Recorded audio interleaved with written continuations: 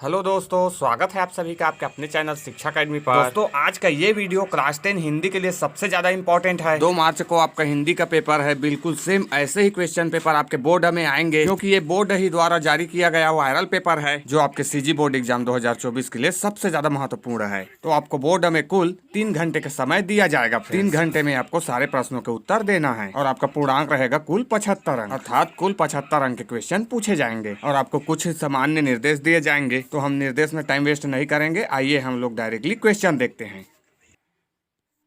प्रश्न क्रमांक 1 आ हमें दिया है, नीचे दिए गए प्रत्येक प्रश्न के 4 वैकल्पिक उत्तर दिए गए हैं। सही उत्तर चुनकर अपनी उत्तर पुस्तिका में लिखिए। प्रत्येक प्रश्न के सही उत्तर पर 1 अंक निर्धारित है। तो ये बहुविकल्पीय प्रश्न है फ्रेंड्स, जिसमें पहला प्रश्न दिया है नर्मदा का उद्गम स्थल है। नर्मदा का उद्गम स्थल है, तो इसका करेक्ट आंसर हो जाएगा फ्रेंड्स ऑप्शन अ अमरकंटक। नर्मदा नदी का उद्गम स्थल कहाँ है? अमरकंटक। तो इसका राइट आंसर हो जाएगा ऑप्शन अ अमरकंटक। नर्मदा का उद्गम स्थल अमरकंटक। दूसरा प्रश्न दिया है विश्व का सबसे बड़ा जनतंत्र है। विश्व का सबसे बड़ा जनतंत्र है, तो इसका करेक्ट आंसर हो जाएगा फ्रेंड्स ऑप्शन अ भारत, यानी कि हमारा भारत ही विश्व का सबसे बड़ा जनतंत्र है। तो इसका राइट आंसर हो जाएगा ऑप्शन अ भारत। अगला प्रश्न दिया है मिट्टी से कलाकृतियां बनाना है। तो मिट्टी से कलाकृतियां बनाना है, उन्हें क्या कहते हैं? तो उसे हम मृৎशिल्प कहते हैं फ्रेंड। मिट्टी से बना कलाकृतियों को हम मृৎशिल्प कहते हैं। यहाँ पे मृৎशिल्प लिखा गया है फ्रेंड्स, तो इसका भी राइट आंसर हो जाएगा ऑप्शन अ मृৎशिल्प। चौथा बहुविकल्पीय प्रश्न दिया है गृह प्रवेश के कवि के मन की व्यथा क्या है। तो फ्रेंड्स गृह प्रवेश के कवि के मन की व्यथा क्या है? तो वे अकेलापन महसूस करते हैं फ्रेंड्स। तो इसका भी राइट आंसर हो जाएगा ऑप्शन अ अकेलापन, ऑप्शन अ। पांचवा दिया है जीवन का झरना कविता में मुख्य रूप से कौन सा गुण है। तो फ्रेंड्स जीवन का झरना कविता में मुख्य रूप से कौन सा गुण है? तो इसमें ओज गुण है दोस्तों। तो इसका राइट आंसर हो जाएगा ऑप्शन ब ओज गुण। तो ये हो गए 5 ऑब्जेक्टिव क्वेश्चन। अब आइए रिक्त स्थान देखते हैं। प्रश्न क्रमांक 1 का हमें दिया है रिक्त स्थान की पूर्ति कीजिए। तो हमें रिक्त स्थान का पूर्ति करना है फ्रेंड, जिसमें पहला दिया है चंद्रग्रहण से लौटती बेर कविता में मुख्य रूप से खाली स्थान अलंकार का प्रयोग हुआ है।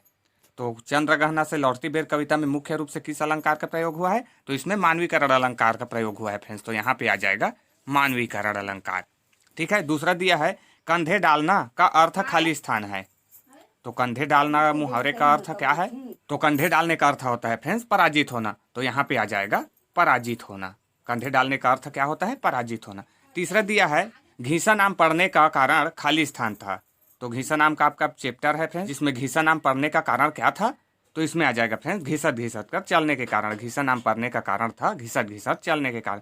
चौथा दिया है शिव कुमार के पिता का नाम खाली स्थान था।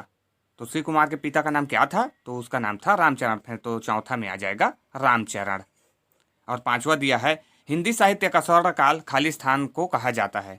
तो हिंदी साहित्य का स्वर्णकाल किस काल को कहा जाता है? तो इसमें आ जाएगा फ्रेंड्स भक्ति काल।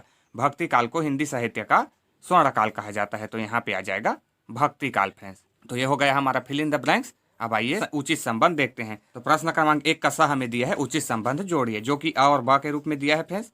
तो यहाँ पे दिया है पहला शहीद वीर नारायण सिंह है। तो शहीद वीर नारायण सिंह किससे संबंधित है? तो ये सोना खान से संबंधित है फ्रेंड। तो पहले का हो जाएगा सा, शहीद वीर नारायण सिंह सोना खान। दूसरा दिया है सील के बरवा छन। तो इससे कौन संबंधित है? तो इससे संबंधित है फ्रेंड शेषनाथ शर्मा सील। तो दूसरा का हो जाएगा द फ्रेंड, सील के बरवा छन शेषनाथ शर्मा सील। तीसरा दिया है साध। तो साध के लेखक कौन है? तो साध के लेखक हैं सुभद्रा कुमारी चौहान। तो तीसरा का हो जाएगा फ्रेंड्स ई, साध सुभद्रा कुमारी चौहान। चौथा दिया है जेब कतरा। तो जेब कतरा किससे संबंधित? तो जेब कतरा के लेखक ज्ञान प्रकाश विवेक हैं। तो चौथा का हो जाएगा बा फ्रेंड, जेब कतरा ज्ञान प्रकाश विवेक। और पांचवा दिया है आदिकाल। तो आदिकाल को ही और किस नाम से जाना जाता है? वीरगाथा काल। पांचवे का हो जाएगा आ फ्रेंड, आदिकाल वीरगाथा काल। तो ये हो गए 1 नंबर वाले सारे क्वेश्चन, 1 नंबर वाले सारे मोस्ट इंपॉर्टेंट 15 ऑब्जेक्टिव क्वेश्चन। अब आइए मोस्ट इंपॉर्टेंट लॉन्ग क्वेश्चनों को देखते हैं, जिसको आपको अनिवार्य रूप से तैयार कर लेना है फ्रेंड्स, क्योंकि यही प्रश्न आपके बोर्ड एग्जाम में आएंगे। तो प्रश्न क्रमांक 2 दिया है मानसरोवर के काल को स्वर्णिम कमल कहने का क्या आशय है, जो कि 2 नंबर का मोस्ट इंपॉर्टेंट क्वेश्चन है फ्रेंड। तो आपको शॉर्ट आंसर में लिख के बताना है कि मानसरोवर के काल को स्वर्णिम कमल कहने का क्या आशय है। प्रश्न क्रमांक 3 है लड़की को दान देते वक्त माँ को अंतिम पूंजी देने जैसा दुख क्यों हो रहा है, जो कि मोस्ट इंपॉर्टेंट और वेरी इजी क्वेश्चन है फ्रेंड। तो आपको बताना है कि लड़की को दान देते वक्त माँ को अंतिम पूंजी देने जैसा दुख क्यों हो रहा है। प्रश्न क्रमांक 4 है तुरतुरिया नामक स्थान क्यों प्रसिद्ध है। ये तो वेरी इजी और मोस्ट इंपॉर्टेंट क्वेश्चन है फ्रेंड। तो तुरतुरिया नामक स्थान क्यों प्रसिद्ध है? तो आप बता सकते हैं वाल्मीकि आश्रम के कारण। जो कि 2 नंबर का क्वेश्चन है फ्रेंड। प्रश्न क्रमांक 5 दिया है, मायका एवं ससुराल के बीच की स्थिति को कवि ने पातर प्राण क्यों कहा है। तो आपको बताना है फ्रेंड्स कि मायका एवं ससुराल के बीच की स्थिति को कवि ने पातर प्राण क्यों कहा है, जो कि 2 नंबर का क्वेश्चन है। प्रश्न क्रमांक 6 है, रीतिकाल के 2 कवि एवं उनकी एक एक रचना के नाम लिखिए। तो फ्रेंड्स आपको रीतिकाल के कोई 2 कवि के नाम व उनकी एक एक रचना लिखना है फ्रेंड्स, जो कि 2 नंबर का है। प्रश्न क्रमांक 7 है, बगुला समाज के किस वर्ग का प्रतीक है और उनकी किन विशेषताओं को रेखांकित करता है। आज के समाज में यह उदाहरण कितना प्रासंगिक है, जो कि मोस्ट इंपॉर्टेंट क्वेश्चन है फ्रेंड। तो आपको बताना है कि बगुला समाज के किस वर्ग का प्रतीक है। तो किस वर्ग का प्रतीक है, तो ये लोभी वर्ग का प्रतीक है फ्रेंड। तो आपको बताना है कि उनकी किन विशेषताओं को रेखांकित करता है और आज के समय में यह उदाहरण कितना प्रासंगिक है, जो कि 3 नंबर का है फ्रेंड। प्रश्न क्रमांक 8 है, मधुलिका का चरित्र चित्रण लिखिए, कोई 3। तो ये भी 3 नंबर में पूछा गया है फ्रेंड्स और मोस्ट इंपॉर्टेंट क्वेश्चन है। मधुलिका का चरित्र चित्रण लिखने के लिए आएगा ही आएगा, तो आपको मधुलिका का चरित्र चित्रण करना है फ्रेंड्स, कोई 3 पॉइंट देकर। अगला प्रश्न है प्रश्न क्रमांक 9, धरती के हीरा से आप क्या समझते हैं, अपने विचार प्रकट कीजिए। तो फ्रेंड्स धरती के हीरा किसे कहा गया है और इससे आप क्या समझते हैं, अपने विचार प्रकट करके लिखना है फ्रेंड्स, जो कि 3 नंबर का मोस्ट इंपॉर्टेंट क्वेश्चन है। प्रश्न क्रमांक 10 है, आधुनिक काल की कोई 3 विशेषताएं लिखिए। तो आपको हिंदी साहित्य से विशेषताएं लिखने के लिए क्वेश्चन आएगा ही आएगा फ्रेंड्स, तो आप ऐसे क्वेश्चनों को हमेशा तैयार ही रखिए। तो आपको आधुनिक काल की कोई 3 विशेषता लिखना है, ये भी 3 नंबर का मोस्ट इंपॉर्टेंट क्वेश्चन है। प्रश्न क्रमांक 11 है, सबका दुख अलग अलग होता है, किस किस तरह के दुख के अनुभव आपने किए हैं उन्हें लिखिए। तो फ्रेंड्स आपको सबका दुख अलग अलग होता है और किस किस तरह के दुख आपने अनुभव किए हैं उनको आपको लिखना है फ्रेंड्स। इसे आप लोग बना के भी लिख सकते हो, जो कि मोस्ट इंपॉर्टेंट क्वेश्चन है और 4 नंबर में पूछा गया है फ्रेंड्स। या अथवा में हमें दिया है, मजदूर नहीं होते तो हमारी दुनिया के विकास कार्यों का क्या होता, कल्पना कर अपने शब्दों में लिखिए। तो इसे भी आपको कल्पना करके अपने शब्दों में ही लिखना है फ्रेंड्स, कि अगर मजदूर नहीं होते तो हमारी दुनिया के विकास कार्यों का क्या होता, जो कि मोस्ट इंपॉर्टेंट क्वेश्चन है। अगला प्रश्न हमें दिया गया है प्रश्न क्रमांक 12, छत्तीसगढ़ की जनता के बीच वीर नारायण सिंह की लोकप्रियता के क्या कारण हैं। आपको लिखना है कि छत्तीसगढ़ की जनता के बीच वीर नारायण सिंह कैसे लोकप्रिय थे, क्या कारण थे उसके लोकप्रियता के। तो ये आपको बताना है, जो कि 4 नंबर का क्वेश्चन है। या अथवा में हमें दिया है, गृह प्रवेश कविता में अतिथियों और चिड़ियों में क्या समानताएं बताई गई है, लिखिए। तो कोई हमें 4 समानताएं बताना है फ्रेंड्स, कि गृह प्रवेश कविता में अतिथियों और चिड़ियों के मध्य क्या समानता बताया गया है। ये हमें 4 पॉइंट करके लिखना है फ्रेंड, जो कि 4 नंबर का क्वेश्चन है। प्रश्न क्रमांक 13 दिया है, राम रतन धन को जन्म जन्म की पूंजी कहने का क्या आशय है, लिखिए। तो फ्रेंड्स आपको लिखना है कि राम रतन धन को जन्म जन्म की पूंजी का आशय क्या है, जो कि मोस्ट इंपॉर्टेंट क्वेश्चन है। या अथवा में हमें दिया है, भाई रे ऐसा पंथ हमारा, कविता में दादू के पंथ के बारे में क्या क्या बताया गया है। इसे मैंने एक और वीडियो में बताया हूँ फ्रेंड्स, जो कि मोस्ट इंपॉर्टेंट क्वेश्चन है। तो इस क्वेश्चन को तो आप तैयार करके ही रखिए। तो आपको लिखना है कि भाई रे ऐसा पंथ हमारा, कविता में दादू के पंथ के बारे में क्या क्या बताया गया है फ्रेंड्स। अगला प्रश्न है प्रश्न क्रमांक 14, निम्नलिखित पद्यांश का भावार्थ कीजिए। तो आपको सप्रसंग व्याख्या लिखना है फ्रेंड्स पद्यांश का, और आपको पद्यांश गद्यांश दिए ही जाएंगे, तो आप इस पद्यांशों को अच्छे से देख लीजिए फ्रेंड्स, तैयारी करके ही जाना है।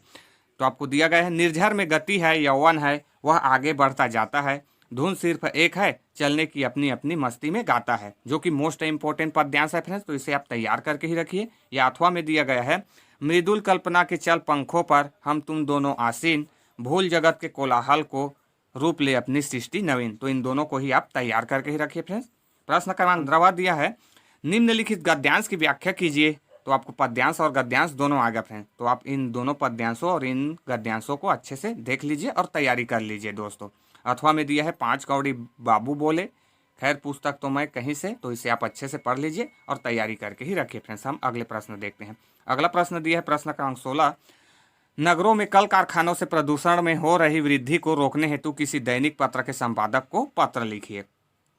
तो फ्रेंड्स आजकल आप लोग देख ही रहे हो कि कल कारखानों से निकलने वाले धुओं से कितना ज़्यादा प्रदूषण हो रहा है। तो उसी प्रदूषण को रोकने के लिए आपको कोई भी एक दैनिक पत्र के संपादक को एक पत्र लिखना है फ्रेंड्स। प्रदूषण में हो रहे वृद्धि को रोकने के लिए आपको पत्र लिखना है।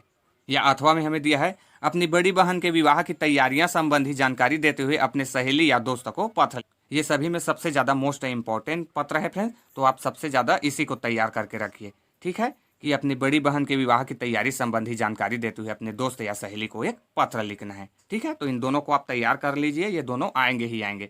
अगला प्रश्न है प्रश्न क्रमांक 17, निम्नलिखित अपठित गद्यांश को पढ़कर उसके नीचे दिए गए प्रश्नों के उत्तर लिखे। तो अपठित गद्यांश भी बोर्ड एग्जाम में आएंगे फ्रेंड्स, तो देख लीजिए।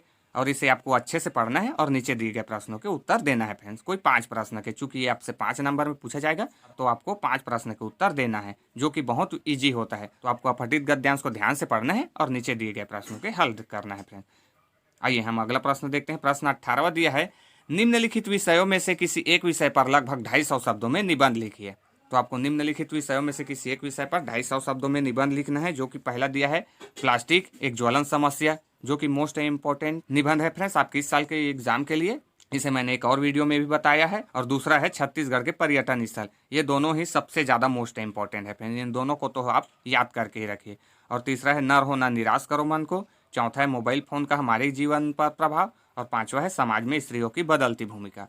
तो इन पांचों में से आप किन्हीं दो को अच्छे से याद रखिए फ्रेंड्स, इन दोनों से अलग नहीं आएगा। सो आज के वीडियो में बस इतना ही फ्रेंड्स। अगर वीडियो आपको अच्छा लगा तो वीडियो को लाइक शेयर जरूर करें, और नए हो तो चैनल को सब्सक्राइब करके बेल आइकन को प्रेस कर ले फ्रेंड्स। तो मिलते हैं नेक्स्ट के वीडियो में, तब तक के लिए जय हिंद, जय भारत, जय Chhattisgarh, and thanks for watching till and.